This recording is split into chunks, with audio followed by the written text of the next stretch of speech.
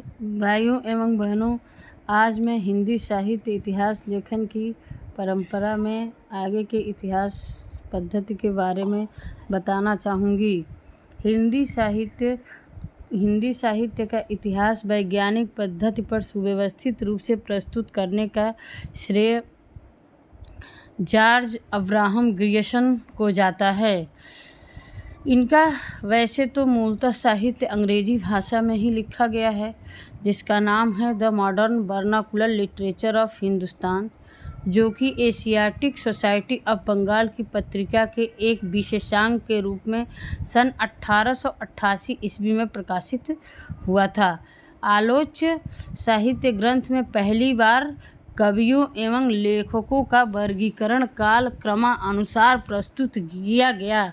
साथ ही प्रवृत्तियों के आधार पर काल विशेष का नामकरण करते हुए काल विभाजन का भी प्रयास किया गया। भाइयों एवं बहनों, अतः इससे यह सिद्ध होता है कि जॉर्ज अब्राहम ग्रियर्सन ने पहली बार कवियों एवं लेखकों का काल क्रमानुसार वर्णन करते हुए और प्रवृत्तियों के आधार पर काल का नामकरण करते हुए और हिंदी साहित्य का काल विभाजन करने का प्रयास किया। ग्रियर्सन ने अपने साहित्य ग्रंथ की भूमिका के आधार स्रोत ताशी एवं शिव सिंह सेंगर के अतिरिक्त भक्तमाल, गोसाई चरित्र, हजारा काव्य संग्रह आदि 18 ग्रंथों का उल्लेख किया है।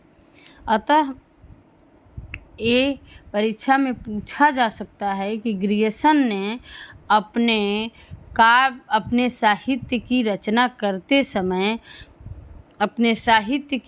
करते समय किन ग्रंथों को आधार बनाया।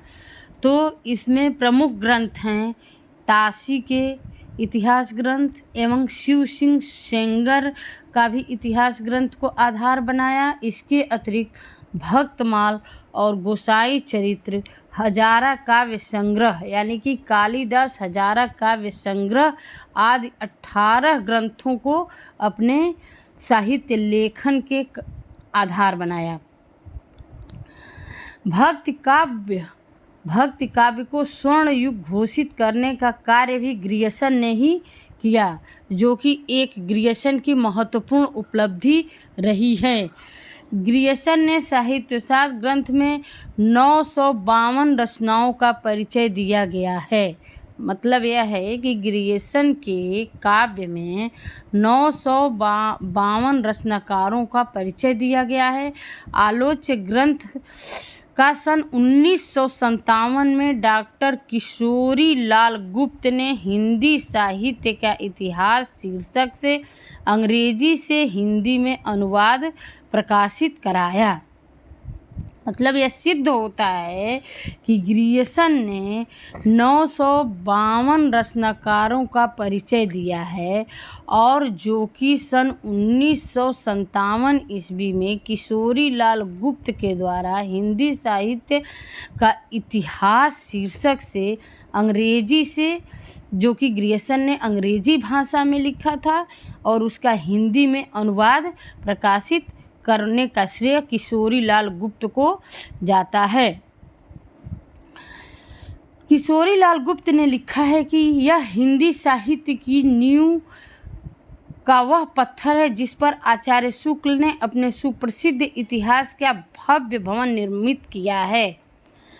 किशोरी लाल गुप्त ग्रियर्सन के इतिहास को हिंदी में प्रस्तुत कराने के बाद यह लिखते हैं कि हिंदी साहित्य की नींव का वह पत्थर है, मतलब जॉर्ज ग्रियर्सन का इतिहास भले ही अंग्रेजी भाषा में हो, लेकिन वह हिंदी साहित्य की एक इतिहास लिखने में नींव का पत्थर है। हिंदी साहित्य के इतिहास लिखने में एक मील का पत्थर साबित हुआ है, जिस पर आचार्य शुक्ल ने अपने आचार्य शुक्ल जिसने हिंदी साहित्य का इतिहास लिखा, उसका भव्य भवन निर्मित किया गया है। साहित्योस्ताद की परंपरा में अगले पड़ाव के रूप में मिश्र बंध उल्लेखनीय हैं। 8 से अधिक कालखंडों में विभाजित यह ग्रंथ 4 भागों में विभक्त है, जिसमें 4591 यानी 4591 कवियों की जीवनी तथा आलोचनाओं के विवरण संग्रहित किए गए हैं। साथ ही साहित्य के विभिन्न अंगों पर भी प्रकाश डाला गया है। मिश्र बंधुओं ने हिंदी साहित्य के कई अज्ञात कवियों को ढूंढकर साहित्य में स्थान दिया है। चूँकि इनके ग्रंथ में रचनाओं की तिथि का ब्यौरा है, इसलिए डॉक्टर नामवर सिंह इसे साहित्य के पंचांग की संज्ञा दी है। आलोच्य ग्रंथ में उन्होंने सारंगधर को ब्रज भाषा का प्रथम कवि तथा गोरखनाथ को हिंदी का प्रथम गद्य लेखक घोषित किया है। आचार्य रामचंद्र शुक्ल ने आलोच्य ग्रंथ के महत्व को स्वीकार करते हुए कहा है कि कवियों का परिचयात्मक विवरण मैंने मिश्र बंध विनोद से ही लिया है। भाइयों एवं बहनों, हिंदी साहित्य के इतिहास में हिंदी साहित्य का सुव्यवस्थित इतिहास लिखने का श्रेय अगर किसी को जाता है तो वह है पंडित रामचंद्र शुक्ल।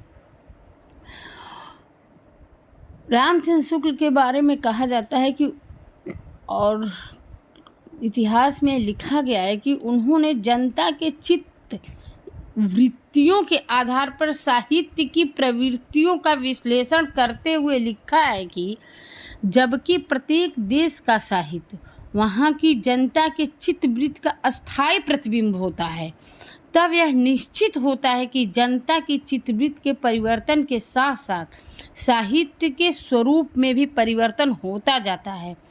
आदि से अंत तक इन्हीं चित्तवृत्तियों की परंपरा को परखते हुए साहित्य की परंपरा के साथ उसका सामंजस्य दिखलाना ही साहित्य का इतिहास कहलाता है। जनता की चित्तवृत्ति बहुत कुछ राजनैतिक, सामाजिक और धार्मिक परिस्थितियों के अनुसार होती है। आचार्य शुक्ल ने हिंदी साहित्य का प्रारंभ देश भाषा काव्य संवत 1050 से माना है। अब भ्रंश साहित्य को प्राकृत भाषा हिंदी कहकर हिंदी की पृष्ठभूमि में रखा। आचार्य रामचंद्र शुक्ल को हिंदी भाषा के जातीय स्वरूप की पहचान का श्रेय जाता है। शुक्ल जी ने समय विशेष में पाई जाने वाली रचनाओं की प्रचुरता तथा प्रसिद्धि के आधार पर हिंदी साहित्य के 900 वर्षों के इतिहास को 4 कालों में विभक्त किया। शुक्ल जी ने अपने साहित्य में साहित्यिक महत्व की रचनाओं को स्थान दिया।